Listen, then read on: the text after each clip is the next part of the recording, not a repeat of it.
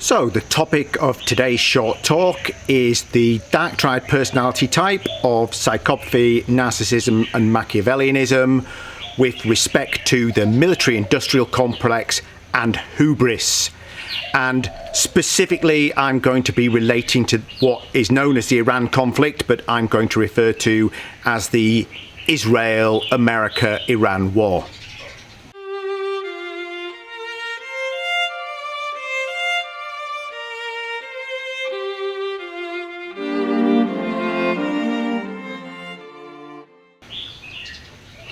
Greetings, fellow humans. My name is Alistair Lord, and I am the Renaissance Yorkshireman.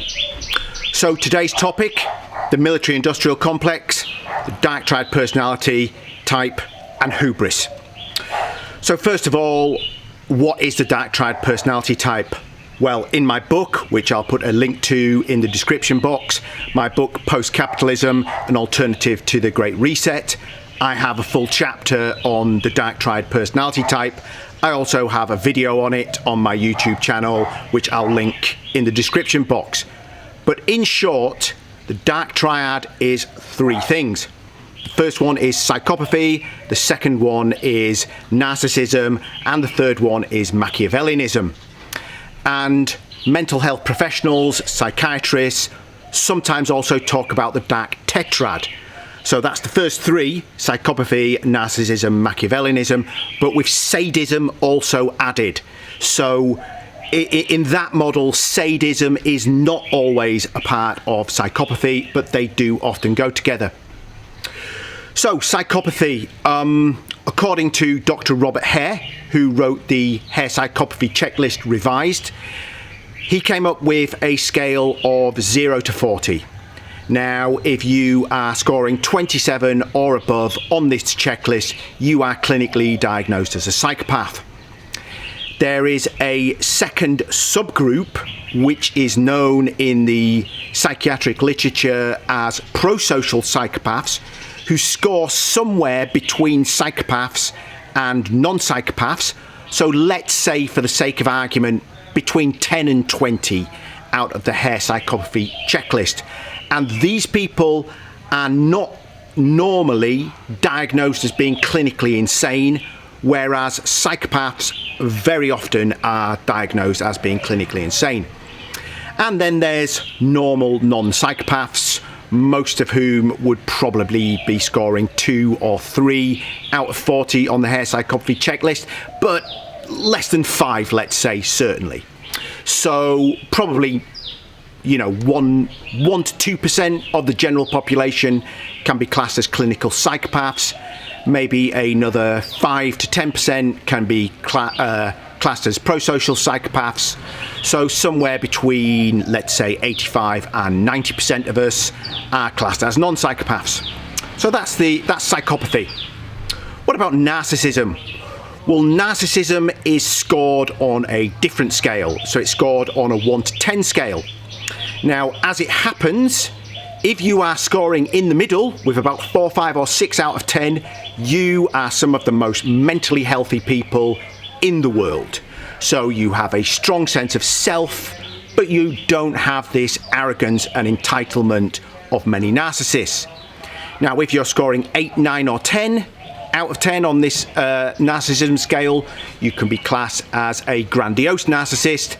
And if you're scoring 1, 2 or 3 on this scale, you can be defined as a fragile egoed narcissist. Machiavelianism, named for Italian diplomat Niccolo Machiavelli, it's about playing game theory in a particular way without reference to morality, let's say.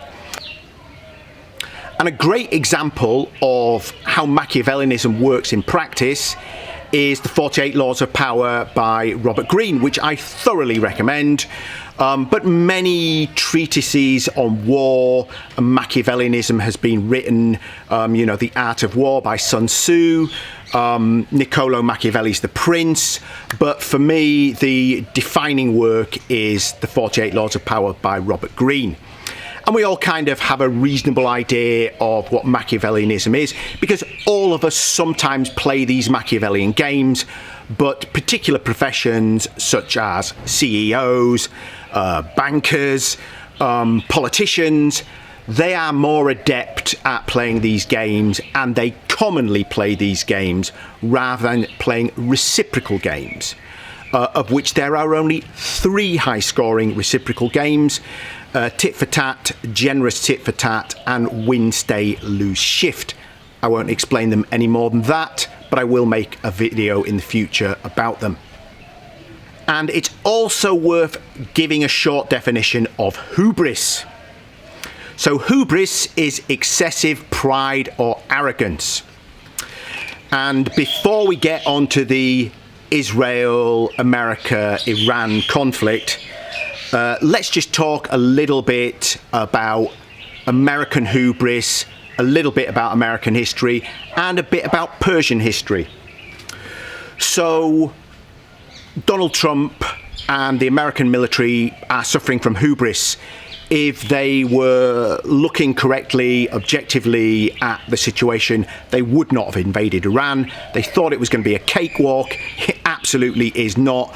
And now they're going to be bogged down in a boots-on-the-ground war, probably for 5 or 10 years, because the air war against Iran will not change the Iranian regime. It's as simple as that. Air wars by themselves can inflict a lot of damage, and they have, but they don't bring around about regime change. So if we look at America, since the Second World War, they were one of 2 superpowers, the Soviet Union and America. And obviously the Cold War, they were kind of, they didn't want to get into a hot war with the Soviet Union because of nuclear weapons. They didn't want a nuclear war. So there was a lot of proxy wars. They did get involved in Vietnam, which was a disaster for America and really, damaged the American psyche for at least a generation. And then in 1989, everything changed with the collapse of the Berlin Wall and the fall of the Soviet Union. So at some point in the 1990s, when America had kind of shaken off this funk from the Vietnam War, and they were the only superpower, although China was on the rise, they were still the only superpower, it made them the biggest bully on the block. They could throw their weight around and do what they wanted. And also, they could say to a lot of countries, we want to have a military base in your country. And that country, such as Oman, a country I lived in for 4 years, and Thailand, a country which I lived in for 9 years, and I'm in at the moment, they were thinking, well, we don't really want to go up against America. We don't really want their bases here, but probably on a kind of cost-benefit analysis level, we're better off taking the base rather than being seen as an enemy. So America have built bases all around the world in, I don't know what exact percentage of the world's countries, but more than 80% would be my guess. They've got more than 150 military bases around the world. So since the collapse of the Soviet Union in '89, for more than 3 decades, America has been the undisputed military power. Now, there have been other regional powers and China's been rising, but even so, they were the big boy. Now, Donald Trump went into Venezuela, grabbed Maduro, a sovereign leader of a sovereign nation, completely in violation of international law, and he got away with it.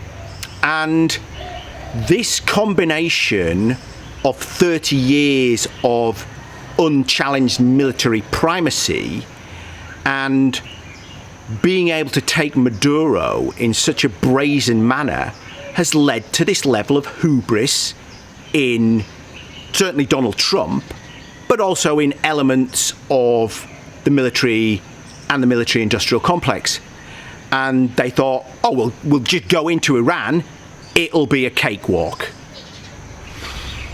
Now, Iran is a country with a 5,000-year history, 5,000-year civilization, the Persians.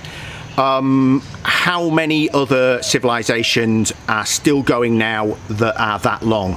Not many. Greek civilization and Jewish civilization. I'm not quite sure. Perhaps they're the only two, although arguably Greek civilization no longer exists, but who can say? Anyway, the point is, a 5,000-year civilization is a lot of history, and it's a lot bigger history than the 250 years of the United States. So let's talk about the military-industrial complex. So oil is the single biggest grossing commodity on planet Earth, but if we put all weapons together, so handguns, rocket-propelled grenades, tanks, attack helicopters, ballistic missiles, if we put them all together under the umbrella of arms, then arms are the biggest grossing product on the planet, bigger than oil. Now, if you're part of the military-industrial complex or an arms dealer, you need wars to sell your product. If there is an outbreak of peace on planet Earth, you don't get to sell your weapons, right? So it's an intrinsically insane business model because it requires the stimulation of rape and murder. I mean, you know, let's be honest about this. Rape, murder and destruction. And the refugee crisis is one of the economic negative externalities of the arms trade. So it's fundamentally psychopathic and insane. Now, to a certain extent, it's been kept on a leash since the Second World War because the military-industrial complex wanted lots of these small wars so they could sell lots of their product, but they didn't want to kind of upset the global economic order because that might actually threaten their business model. Because if the global economy collapses, then the demand for weapons might actually go down, right? So they wanted a certain level of conflict, but to keep it within certain parameters. But the Israel-America-Iran war has blown that all open. And one of the reasons for this is hubris, as I mentioned earlier, but another one is the insanity of the psychopathic business model of the arms trade. And the thing about psychopathy is an insanity is there's no predicting it. You know, it will do what it wants, and that might go against its best interests because in part that is one of the definitions of insanity. So we've come to a place where the military-industrial complex, in many respects, has reached its logical conclusion of absolute insanity and World War III. And make no mistake about it, this is World War III, and how the new world order will look 1 year from now, 5 years from now, 10 years from now, is incredibly difficult to predict. If you enjoyed the video, please give it a like, a thumbs up, and subscribe. If you didn't enjoy the video, well, thanks for bearing with me. Peace.